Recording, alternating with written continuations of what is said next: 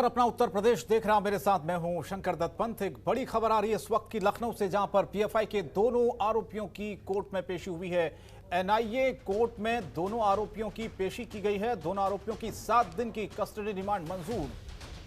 और बता दें आपको कि एटीएस ने रिमांड अर्जी डाली थी और अब एनआईए कोर्ट में दोनों आरोपियों की ये पेशी हुई है। इस वक्त की बड़ी खबर आपको बता दें, 7 दिन की कस्टडी रिमांड जो है वो मंजूर की गई है।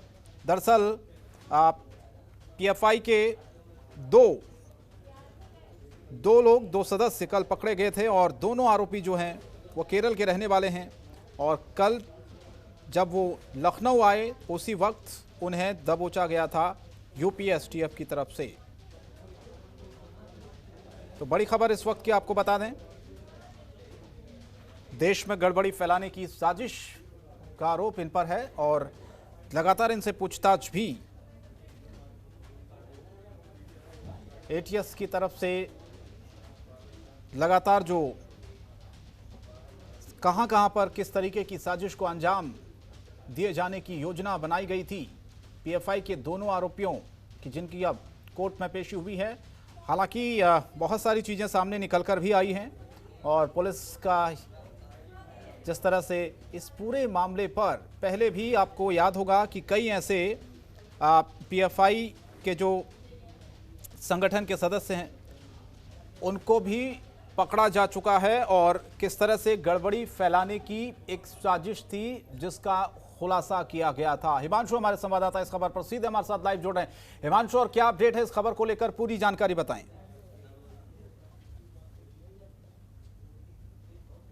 पीएफआई के 2 अंकियों को एटीएस ने एनआईए कोर्ट में पेश किया है, जहां से उनको 7 दिन की रिमांड पर कोर्ट ने पुलिस कस्टडी में भेज दिया।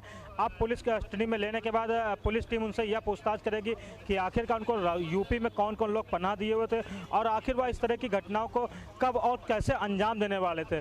तो कहीं ना कहीं एसटीएफ इस मामले की पड़ताल के बाद यह भी बात साफ निकालेगी कि आखिरकार कौन से लोग हैं जो ऐसे आतंकवादियों को उत्तर प्रदेश में पनाह दिए हुए थे और उनके ऊपर भी शिकंजा कसा जाएगा। हाल में आपको बता दें कि इन ऐसे लोगों पर कई नेताओं भी इनके रडार पर थे और राजधानी लखनऊ में बमबाजी जैसी घटनाओं को भी अंजाम देने की फिराक में थे। अब आने वाले समय में जब पुलिस इनसे पूछताछ करेगी, एटीएस की टीम पे एक पूछताछ करेगी, उसके बाद यह साफ सामने आ पाएगा कि आखिरकार वह किस घटना को अंजाम देने के उनके मंसूबे क्या थे और आखिरकार यह कौन से राजनेता हैं जिनके नाम भी ओपन हो गए। फिलहाल पुलिस ने मीडिया से इन नामों को ओपन नहीं किया है और पुलिस का एटीएस का कहना है कि नेताओं के पुलिस सुरक्षा बढ़ा दी गई है। बिल्कुल पुलिस सुरक्षा बढ़ा दी गई हिमांशु, लेकिन आप बता रहे हैं कि कुछ नेता टारगेट पर थे, कुछ हिंदूवादी संगठन के बड़े जो नेता हैं उनको भी बताया जा रहा था कि निशाने पर लिए जा सकते थे। और लगातार पहले भी जिस तरह से पीएफआई का जो रोल रहा है, लगातार जो सदस्य पकड़े गए हैं उसको लेकर समय समय पर गिरफ्तारियां भी होती रही हैं। लेकिन अब इस पूरे मामले के बाद जो 2 लोगों की गिरफ्तारी हुई है, उसके बाद जो खुलासे हुए हैं, आप कह रहे हैं कि अभी तो कोई जानकारी हालांकि ऐसी पुख्ता नहीं मिल पाई है कि कौन से वो नेता थे, हिंदूवादी संगठन के नेता थे जिनको निशाने पर लिया जा सकता था। लेकिन प्रशांत, क्या जो साजिश थी दहलाने की, एक पूरा जो प्लान इन्होंने बनाया था वो सिर्फ लखनऊ था या फिर लखनऊ के बाहर भी इनकी प्लानिंग थी? ये जैसा कि प्रेस कॉन्फ्रेंस में एटीएस के द्वारा और एसटीएफ द्वारा ये बताया गया है कि उत्तर प्रदेश के कुछ राजनेता इन आरोपियों के रडार पर थे।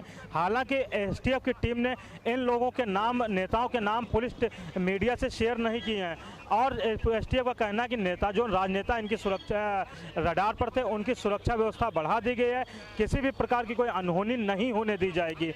वहीं आपको बता दें कि इन नेताओं की सुरक्षा के बंदोबस्त में लगे हुए हैं। वही अब एटीएस का यह कहना है कि अभी कल इनकी गिरफ्तारी हुई थी जिससे इनकी पूरी पूछताछ नहीं हो सकी है, इसीलिए न्यायालय से इनकी 7 दिन की रिमांड अर्जी मंजूर की है, जिसमें से आगे की पूछताछ कर यह बात से पर्दा उठाया जाएगा कि आखिरकार राजधानी के अलावा बम विस्फोट के किन किन इलाकों में वो घटना करने वाले थे और इन जो भी घटना करने वाले थे उनका आखिर इनका मंसूबा क्या था और कौन कौन लोग इनके नेक्सस से जुड़े हुए हैं।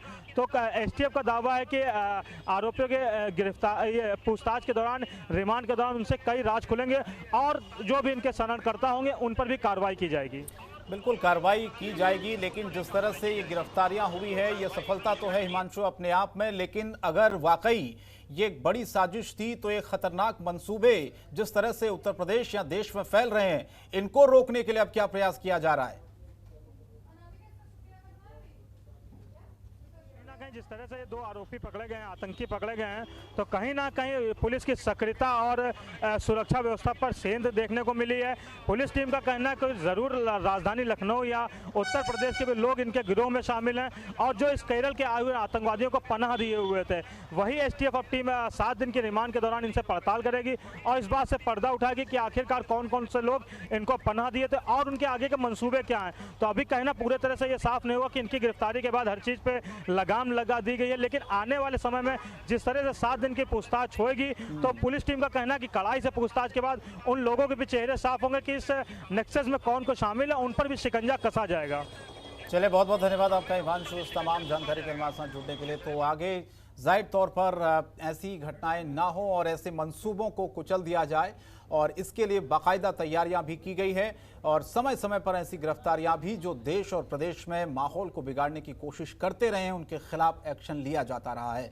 एक और बड़ी खबर लखनऊ से आ रही, जहां पर थोड़ी देर में शुरू होगी बीजेपी विधानमंडल दल की एक बैठक। सीएम योगी की अध्यक्षता में यह बैठक होगी और बैठक में नेताओं के पहुंचने का सिलसिला जारी है। बजट सत्र को लेकर इस बैठक में चर्चा होगी।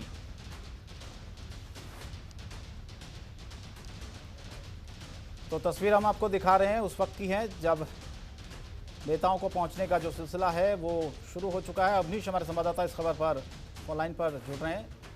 अवनीश, विधानमंडल दल की एक बैठक कितनी देर में शुरू होगी और बजट को लेकर जाहिर है इस बैठक में चर्चा होनी है, क्या कुछ और जानकारी? विधानमंडल दल की बैठक होनी है और ये शाम 6 बजे लोक भवन में ये बैठक होगी और सभी विधायकों और मंत्रियों के आने का सिलसिला शुरू हो चुका है। तो इस बैठक में मुख्यमंत्री योगी आदित्यनाथ तमाम विधायकों को निर्देश देंगे कि उनको पेपरलेस, चूंकि बजट सत्र होना है तो बजट पेश किया जाना है, तो उसको लेकर क्या कुछ ट्रेनिंग दी गई है उसके बारे में मुख्यमंत्री योगी आदित्यनाथ जानेंगे और खासतौर से जो 4 साल की उपलब्धियां हैं सरकार की उनको गिनाने का काम करेंगे मुख्यमंत्री योगी आदित्यनाथ और विधायकों को बताएंगे कि उनको किस तरीके से अनुशासन में रहकर अपने जितने भी विपक्ष के सवाल होंगे उनका जवाब देना है और पूरी एक रिपोर्ट बनाई जाएगी ताकि उस रिपोर्ट पर आधारित उत्तर प्रदेश सरकार की जो भी उपलब्धियां हैं वो विपक्ष को गिनाई जा सके, जनता को बताई जा सके। तो पूरे जो कल 11 बजे राज्यपाल आनंदीबेन पटेल का अभिभाषण होगा उसके बाद सदन की शुरुआत होगी। तो उस सदन में कयास लगाया जा रहा है कि विपक्षी दल सरकार को घेरने की तैयारी करेगी और तमाम अलग अलग मुद्दों पर वो बात करने वाली है। तो इन तमाम मुद्दों को लेकर एक आज विधायकों की बैठक हो रही है, उसमें मुख्यमंत्री योगी आदित्यनाथ और तमाम वरिष्ठ मंत्री दिशा निर्देश जारी करेंगे और बताएंगे कि किस तरीके से सदन की गरिमा बनाकर सदन में विपक्ष के सवालों का जवाब देना है। चलिए, शुक्रिया अवनीश तमाम जानकारी के लिए। चलिए आगे बढ़ते हैं। एक और बड़ी खबर आ रही है कानपुर से खबर है, जहां पर जनतंत्र टीवी की खबर का एक बड़ा असर हुआ है। बच्चों से मजदूरी कराने के मामले में कार्रवाई हुई है। डीआईओएस कानपुर सतीश तिवारी ने दरअसल जांच के आदेश दिए हैं। जनतंत्र टीवी पर कार्रवाई का आश्वासन दिया और 24 घंटे के अंदर प्रशासन को ये पूरी रिपोर्ट सौंपनी होगी। जनतंत्र टीवी ने आपको बता दें खबर को प्रमुखता से दिखाया था और कानपुर में स्कूल में बच्चों से किस तरह से मजदूरी करवाई जा रही थी। किताबें, कॉपियां उठवाकर एक ट्रक में बच्चे रखते हुए लाते हुए नजर आ रहे थे और ये वीडियो वायरल हुआ था और हमने इस खबर को प्रमुखता से दिखाया और इस खबर का असर भी हुआ है, जिसमें बच्चों से मजदूरी कराने के मामले में डीआईओएस कानपुर सतीश तिवारी ने अब जांच के आदेश दे दिए हैं, जिसकी पूरी जांच प्रिंसिपल जीआईसी बिदनू अखिलेश चंद्र वाजपेयी से करवाई जाएगी, जिसकी जांच रिपोर्ट उन्हें 24 घंटे के अंदर प्रशासन को सौंपनी होगी।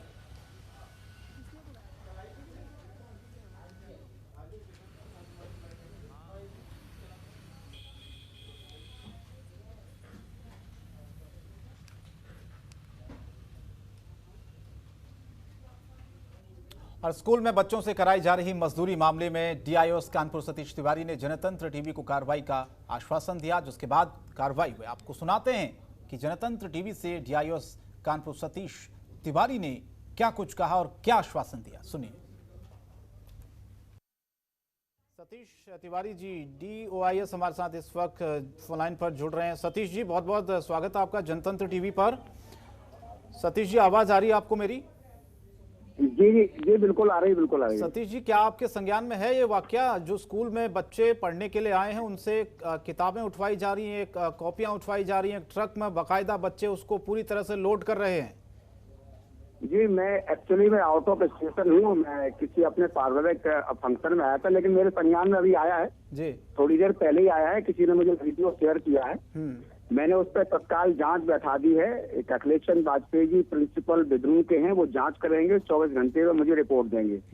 ये वीडियो देखकर सतीश उनके खिलाफ कार्रवाई की जाएगी। सतीश जी, ये वीडियो देखकर आपको क्या समझ में आ रहा है? क्योंकि कुछ लोग इस पर सफाई भी दे रहे हैं कि बच्चे अपने मन से काम कर रहे थे। मान लीजिए बच्चे अपने मन से भी कर रहे थे, तो उनको रोकने की जिम्मेदारी किसकी है? अध्यापकों की है? जो वहां पर लोग अधिकारी हैं उनकी है? इसीलिए जांच बैठाई जा रही है। अभी इस पर कुछ नहीं कहा जा सकता है। वीडियो देखने के बाद क्या स्थिति निकल के आती है उस पर मैं जांच करा रहा हूँ। 24 घंटे का मैंने समय दिया है। जो प्रिंसिपल हैं अखिलेश वाजपेयी जी, वो जांच करके कल शाम तक मुझे रिपोर्ट देंगे। जो भी दोषी होंगे उन पर कार्रवाई की जाएगी। अच्छा, गलत है कि नहीं है सतीश जी, आप ये बताइए। इस तरह से ऐसी तस्वीरें जो सामने नहीं, पहली बात तो यह है कि उस विद्यालय के बच्चे नहीं है जहाँ पर ये वो नहीं, बच्चे कहीं के भी हो सतीश जी, बच्चे तो बच्चे हैं। किसी भी विद्यालय की बात तो सुनिएगा। बच्चों को स्कूल के बाहर भेजना, स्कूल यूनिफॉर्म पहनी है ना उन बच्चों ने। आप अपने बिल्कुल तो स्कूल के बच्चे बाहर दूसरे, बिल्कुल मैं तो कह रहा हूँ ना कि बच्चों को बाहर नहीं, तो आप ये कह रहे हैं कि उस स्कूल के बच्चे नहीं है? बच्चे तो बच्चे हैं सतीश जी। आपने पहले पूरी मेरी बात नहीं सुनी। आप मेरी बात पहले पूरी सुनिएगा। मैं ये कह रहा हूँ कि बच्चे उस विद्यालय के नहीं है, बच्चों को बाहर भेजना ही अपराध है। जो बाहर, सबसे पहली बात तो यही है कि अगर और इस तरह से काम कराना ये अपराध नहीं है? बिल्कुल है। मैंने तभी कहा कि इस पर मैं जांच करा रहा हूँ और जो भी दोषी होगा उस पर निश्चित रूप से कार्रवाई होगी। आप आश्वासन दीजिए कि कार्रवाई करेंगे आप? बिल्कुल मैं कह रहा हूँ निश्चित रूप से 24 घंटे में रिपोर्ट आने के बाद निश्चित रूप से कार्रवाई होगी। चलिए, दोबारा आपसे संपर्क साधेंगे सतीश जी। उम्मीद करते हैं कि आपने जो बात कही है, आप कम से कम इस पूरे मामले पर कुछ एक्शन लेंगे, एक नज़ीर पेश होगी। शुक्रिया, फिलहाल आप हमारे साथ जुड़े। तो ये कानपुर के स्कूल का वीडियो है, पढ़ाई के नाम पर। आगे बढ़ते हैं। अमरोहा जनपद के थाना नौगावा सादात के ग्राम बीना में एक दिल दहला देने वाला मामला सामने आया है, जहां पर फिरौती नहीं मिलने पर अपहरणकर्ताओं ने 5 साल के बच्चे की हत्या कर दी और शव को मस्जिद के ऊपर बने गुंबद में फेंक दिया। पुलिस इस पूरे मामले की तफ्तीश कर रही है। दरअसल बीते दिन 5 साल के बच्चे का अपहरण हो गया था, जिसके बाद बच्चे के परिजनों को एक चिट्ठी मिली जिसमें अपहरणकर्ताओं ने 30 लाख रुपए की फिरौती मांगी। साथ ही अपहरणकर्ताओं ने साफ तौर पर धमकी दी कि इस मामले में अगर पुलिस को बताया तो बच्चे की हत्या कर दी जाएगी। वहीं आज सुबह अचानक बच्चे का शव घर से कुछ ही दूरी पर बनी मस्जिद के छत पर बने गुंबद में मिलने से इलाके में सनसनी फैली है और हजारों की संख्या में लोग घटनास्थल पर भी जमा हुए हैं। देखिए, ऐसा है, ये थाना नौगावा सादात में बीलना गांव में कल शाम को करीब 7 बजे के आसपास ये बच्चा अपने घर के पास खेल रहा था और उसके बाद परिवार वालों को नहीं दिखा, तो तत्काल उन्होंने ढूंढ शुरू कर दी थी और करीब 12 सवा 12 के आसपास वो लोगों ने पुलिस अप्रोच किया। तत्काल उसमें एक मुकदमा पंजीकृत कर लिया गया था और हम लोगों ने 4 टीम का गठन करके वहाँ पे आसपास सर्च ऑपरेशन और बाकी पूछताछ शुरू कर दी थी। उसी क्रम में जो वादी है उनके घर के करीब 50 मीटर पीछे ही एक मस्जिद है। उस मस्जिद के छत पर आज सुबह उस बच्चे की डेड बॉडी मिली है। अभी हमारी फील्ड यूनिट मौके पर है, डॉग स्क्वाड मौके पर है और एक बार घटनास्थल का एक विस्तृत निरीक्षण किया जा रहा है और पीएम के लिए बॉडी हमने मूव करा है। उसको जो है शाम अगवा कर लिया था 7, 6:30 और 7 के बीच। तो अगवा किसने करा, आपको कुछ पता लगा था? जी, इसमें पता नहीं था, लेकिन उसमें एक हमें पर्चा मिला जी, जिसमें 30 लाख रुपए की डिमांड थी और ये कहा था कि कोई चालाकी, कोई कुछ नहीं करना और पुलिस को इन्फॉर्मेशन नहीं देनी और ये 30 लाख रुपए फरीदी गेट पर रखने। फरीदी स्कूल ये नई बस्ती में जो है जी, फरीदी कोई मदरसा है, कोई जगह है, स्कूल है। अच्छा, आज सुबह आपको कैसे पता चला मस्जिद पर इस तरीके से? मस्जिद की छत पे जो है कुछ बच्चे पतंग उड़ाने गए जी। उन्होंने बच्चों ने देखे उसके पैर उसमें गुंबद से बाहर निकले हुए। तो जब बच्चा आपको जब बच्चा आपको मिला जी, तो किस हालत में मिला आपको? बच्चा तो मरा हुआ था, टेप लगा हुआ मुंह पे। निरीक्षण में तैयार हूँ, मगर बच्चों को जो है नकलो ऑर्डर आएगा IGDI से मुख्यालय हमारे, वो मेरठ जेल को भेजेंगे ऑर्डर, मैं उसके लिए रेडी हूँ। किस तरह से आपने कितने टाइम पहले मथुरा जेल का निरीक्षण किया था? करीबन मैं कोई 1 साल पहले गया था, मैंने निरीक्षण किया था। वैसे तो ओके है, लेकिन फिर भी थोड़ा बहुत होगा, वो भी कमी पूरी हो जाएगी। किस तरह से देखते हैं आप ऐसे दोषियों के लिए, क्योंकि आपने देखिए ऐसे दोषियों को तो फांसी होनी चाहिए। जब अपने बहन भाई के, अपने माता पिता को उसने जो है मौत के घाट उतार दिया, तो ये तो बिल्कुल क्राइम, घिनौना क्राइम है। नदीम हमारे संवाददाता जुड़ रहे हैं इस वक्त फोन लाइन पर। नदीम, जिस तरह से पूरी घटना हुई है, अब तक तो अपहरणकर्ताओं को, आरोपियों को पुलिस ने पकड़ लेना चाहिए था, लेकिन चूक कहां पर हो रही है? को बता दूं, ये कल की घटना है। कल शाम इसी टाइम ये बच्चा गायब हुआ था, जिसके बाद बच्चे के परिजनों को एक चिट्ठी मिली थी जिसमें साफ तौर पर लिखा गया था कि यदि आप 30 लाख रुपए हमें नहीं देते हैं और पुलिस को सूचित करते हैं तो हम बच्चे की हत्या कर देंगे। और शायद यही वजह एक मानी जाएगी कि बच्चे के परिजनों ने पुलिस को बताया, पुलिस ने मामला दर्ज किया, लेकिन जिस सतर्कता के साथ, जिस चालाकी के साथ पुलिस को काम करना चाहिए था, वो काम नहीं हुआ। और उसके बाद नतीजा वही निकला जो अभी पिछले दिनों एक बच्चे की हत्या कर शव अमरोहा में बरामद हुआ था। वही सेम मामला नौगावा थाना पुलिस के साथ हुआ और दूसरे दिन बच्चे का शव जो है बच्चे के घर से कुछ ही दूर मस्जिद की छत पर पड़ा मिला। तो पुलिस की सीधी इसमें चूक है कि इसी तरह का मामला अमरोहा नगर कोतवाली क्षेत्र में होता है और इसी तरह का मामला 15 दिन के अंदर नौगावा पुलिस के सामने आता है और पुलिस फिर से चूक कर देती है, जिससे एक और बच्चे की हत्या हो जाती है। तो कहीं ना कहीं सीधा मामला है कि पुलिस ने इसमें चूक की है। चलिए, बहुत धन्यवाद इस तमाम जानकारी के लिए नदीम। खबरों के निष्पक्ष विश्लेषण के लिए सब्सक्राइब करें Jantantra TV and press the bell icon. Never miss any update.